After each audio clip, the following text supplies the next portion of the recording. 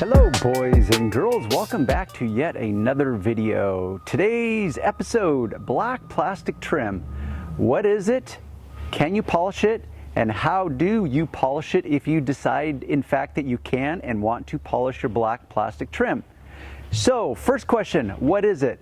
Well, despite plastic trim seeming like a very simple subject, when you get into any particular car, you will realize as you start to scrutinize it and go around it that it is in fact made up of many types of black trim, from rubberized material, a vinyl material, a plastic material, and those terms themselves are interchangeable.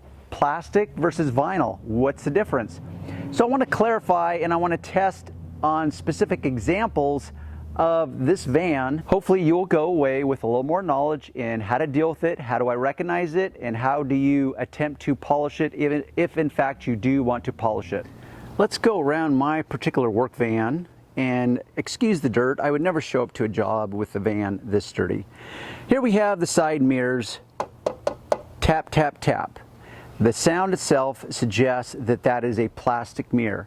The question is it a plastic mirror that's been painted black, or is it a plastic mirror that has been molded and dyed in a black type of plastic? Here we have a rubber gasket around the front windshield. Here we have the roof rack that is made up of various types of materials. We have a rubberized type of plastic trim, which would, in fact, if it is rubberized, would suggest that it has some type of compound that makes it rubber-like material. Because if I press on it, specifically down here, it kind of gives a little bit. Then we have a hard metal trim that you see it's flaking. You have to remember, this is a 21-year-old van. It is beginning to peel. Then you have the support systems here. What is this made out of? Is it plastic? Is it metal? Here we have the pillars. This, for example, is the C pillar. We have the A pillar, which is painted white. We have the B pillar. Now this is a trim piece. It's black, but this in fact is a vinyl decal. It's very durable, it's very sturdy, which is why it's been able to last this long for 21 years. Then we have the rubberized gasket that is right in between the actual window and this B pillar itself. If we scan down, we have the door handles.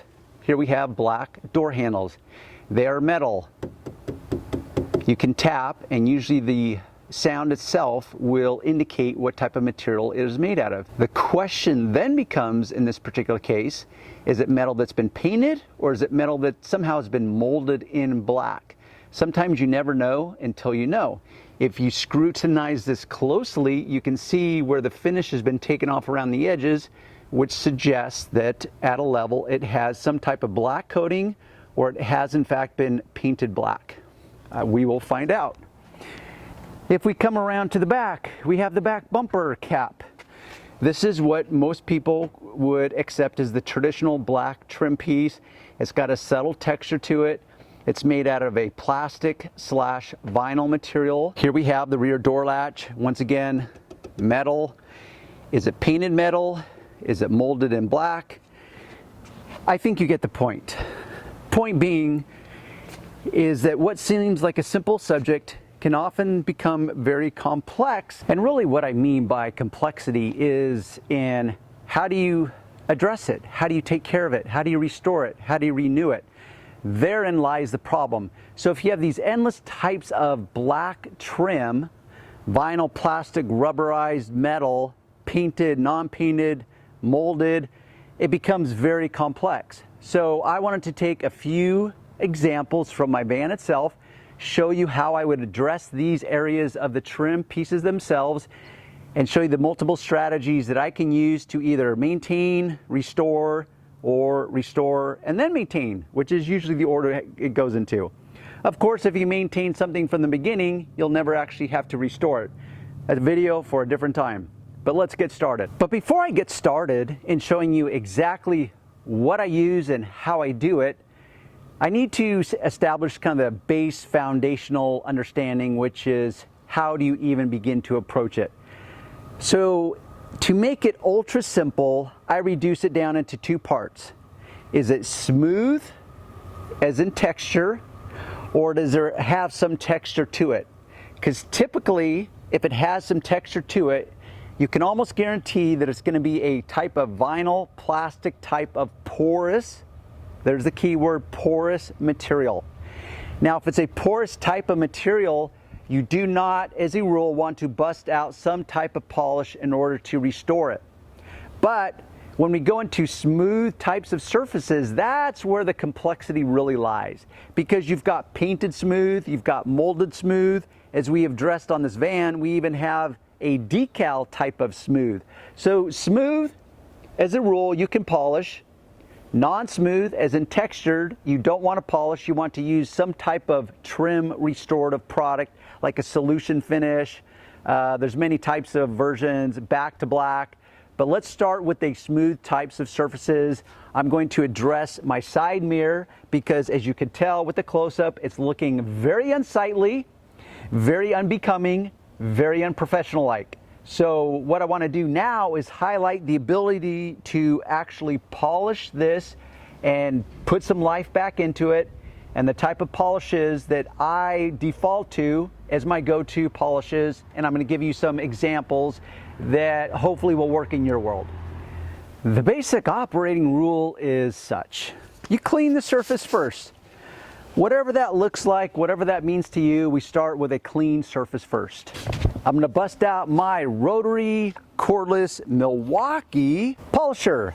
A big fan. I love the cordless tools. You do not realize how much time and effort you spend managing that silly cord attached to your power output. I'm going to start with what many would call a level 10, which is a wool cutting pad. I'm going to show you alternatives. It's just in this moment, I just want to show you, once again, like I preach in other videos of mine, that you remain in control in various ways. From speed, pressure, type of polish that you use, type of compound that you use.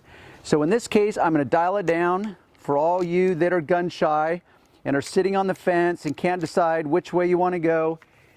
Virtually every polisher today will have a speed setting on it. So I'm going to dial this down to the lowest speed. I'm going to go in easy, test the waters, pull back, look at my results, and then move forward based on the information that is being fed to me. My go-to polish is ceramics polish made by CSI. It is not a compound, and I stress that, it is not a compound. For example, if you get some of this in your hands and you smell it, you will smell zero solvents. It is made in the non-traditional way, which is not with diminishing abrasive technology. This is what I kind of term as controlled abrasives, meaning the abrasives are all uniform in size. They're highly refined abrasives, and the reason is, or one of the reasons for that, is for control. You want control. I can use it in direct sunlight. Why? Because it's what's called true waterborne technology. Once again, a video for a different time.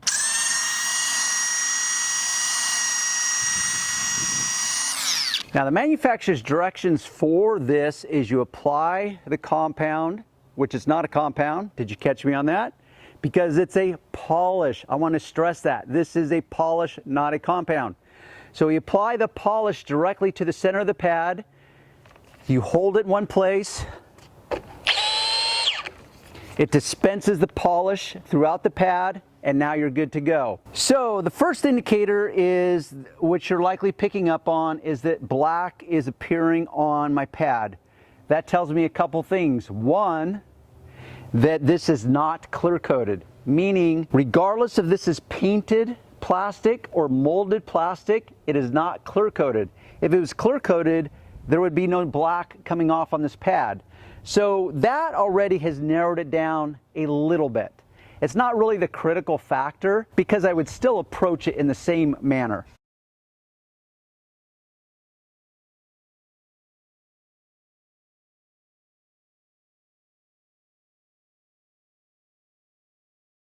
Now we simply rub it off. Hopefully from that distance you're already picking up on the shine that this polish is producing. But wait, there's more. Let's come in for a close-up and I can show you the shine that in fact has produced. So the simple answer in this moment is yes, in fact, you can polish plastic trim, black plastic trim, but this is smooth. But that is my starting point. I first checked, okay, this is smooth, likely it can be polished. I don't know if it's painted or molded, but it's smooth. Therefore, I know it's not the traditional textured porous material that I would not want to use polish on. And to reference specifically, like my black bumper trim cap, that is a textured plastic trim. I would not bust out the polish and try to polish that with this. That would require a different chemical, a different formulation, a different product. Since rotary polishers are almost synonymous with swirl marks and buffer trails and holograms, what I want to do is I'm going to, even though there's no obvious swirl marks or holograms showing up on that mirror, I'm going to switch pads.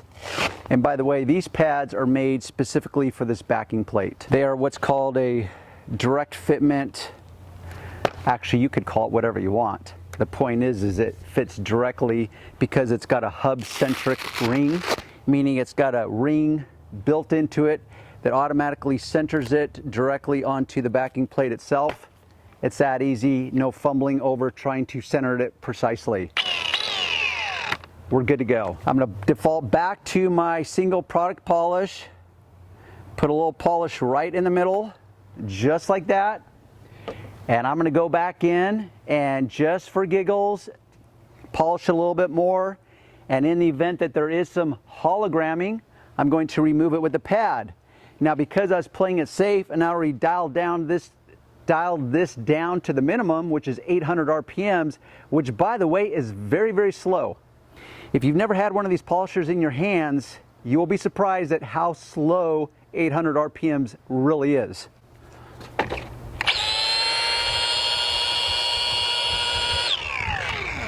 We have disbursement.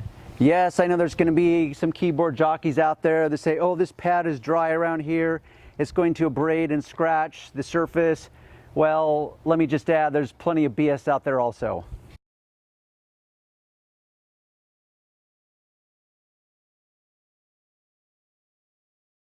One of the other or additional really cool things about this particular polish is that it is true waterborne technology. Now, unlike other products that we'll talk about being a water-based formulation, whereas they have some water to the formulation, therefore they can call it a water-based formulation, true waterborne technology means this, that water is the carrier for the active ingredients. So the abrasives, the active ingredients that's going to produce your results, water is the true carrier. That's one of the reasons it can be used in direct sunlight on hot surfaces. It's also what's also unique about that is that it is easy to clean up with, wait for it, water. So every situation truly is unique. The car, the weather conditions, humidity, temperature, direct sunlight, shaded, cool surfaces, type of material, pad choice, buffer choice, you as a person, there's endless moving parts. So I could get this compound, which, did you catch me? It's not a compound. I'm going to drill that home. It's a polish. So this polish, I could get it to wad up or cake on me, but what's cool is that I know it's never going to cake up on me and become cement rock hard like other compounds actually would.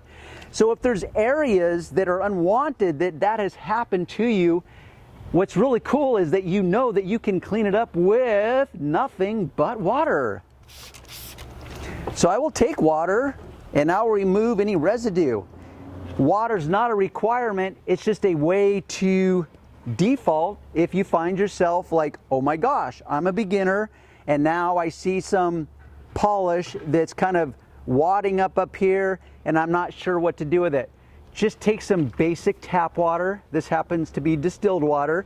You spray it, spray your cloth, and it will easily clean up on you.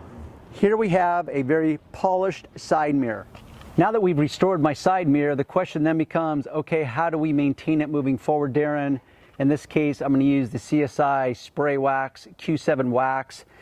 Once again, unique, waterborne technology. Starts with the water as the carrier for the main ingredients. This means it can be used in direct sunlight. It's also a non-staining formulation. So while I address the differences in black plastic trim, smooth versus textured, this is non-staining. So regardless of the trim, it can be used, it will not stain. You can apply it directly to the surface, rub it in, flip the cloth over. Yes, I always use a microfiber cloth. So you don't have a buffer, but fear not, for we can do this by hand. What I want to do is not only highlight the fact of a different material, now we have metal, it's painted as far as I can tell, but you don't have a buffer. Can you do it by hand? Of course you can. So here we are, same product, ceramics, CSI, single product polish, direct sunlight on a hot handle. And what do we have? You see a little black coming up, which, what does that tell us? It tells us that it's at least not clear coated. Now it's metal, so at a base foundation, we know that it is made at least differently than that side mirror. How it's actually finished is really an unknown. But our default is it smooth? If it's at least smooth, I know that I have a good fighting chance of being able to polish it and restoring some life to it, which in fact I did. Many of you might have a product like this sitting around the house. It's a paint scratch remover, rubbing compound. They will call it different terminology. Hopefully it will have some form of abrasives to it. This one I know has abrasives to it. So let's bust this out.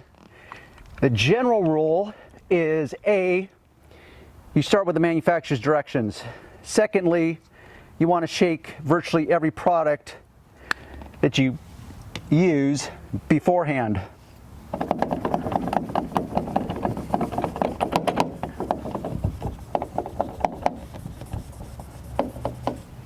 Yep, we got some black showing up.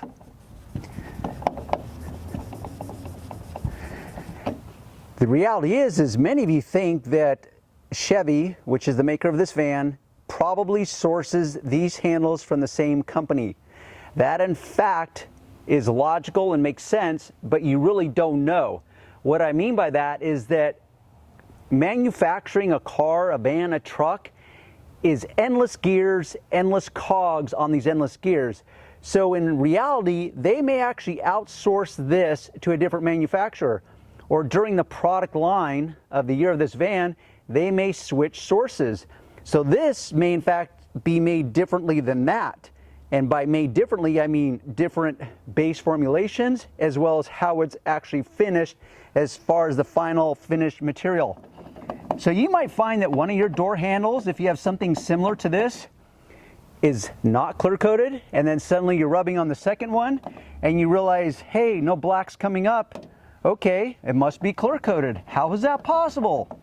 Because anything goes with cars. Literally anything goes. Let me pull you up so you can see from a closer angle a more acceptable version of the door handles on my van, as well as a more acceptable side mirror. What we can see upon closer scrutiny is that this mirror is becoming so aged after 21 years of sitting in the sun that it is degrading to the point where I cannot save it anymore. So standing back here looks a lot better. Upon closer scrutiny, you realize it's starting to get some burn through or some fading that cannot be fixed. That's going to be case by case based on you and your world. For added fun, let's deal with this sticker. I know for certain in many ways. For one, I can catch an edge. I can see exactly where the edge stops underneath this rubber trim for the window. I know for a fact that this is a sticker. Very smooth, already naturally shiny, but let's just test it out. Let's see what happens when Darren takes some polish to it. Will it make it look better? Will we pull black off of it? What in fact will happen? You see that? Zero black. All I see is polish. Why is that? Well, most stickers have a UV coating as part of them, which is a clear coating. So when these stickers are made, because they're meant to endure for life, whatever life means in this moment, in this case, so far it's 21 years, it is beginning to get some cracks in it that I know I cannot remove. But when I polish it, no black is coming. It's not really changing the appearance of it. It's making it look subtly better, but it's not producing the dramatic results like the other examples that I just got done showing you. For added kicks, let's go in a little deeper. So I highlighted at the beginning this roof rack system made up of different types of materials, from coated metal to a rubberized type of vinyl to a harder, well, actually this is harder up here, actually this is harder up here, this is softer down here. But let's just experiment and toy, because ultimately you are in control. And this is kind of like just a safety precaution, is that you always test in an inconspicuous area. So let's test this out. I feel that I've identified at least 3 different types of materials on here. Let's see how the polish, or let's see how the material responds to the polish itself.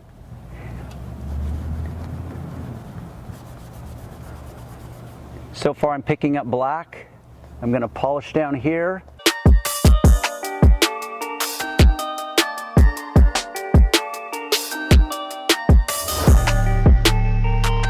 My conclusion is that yes, did it improve it?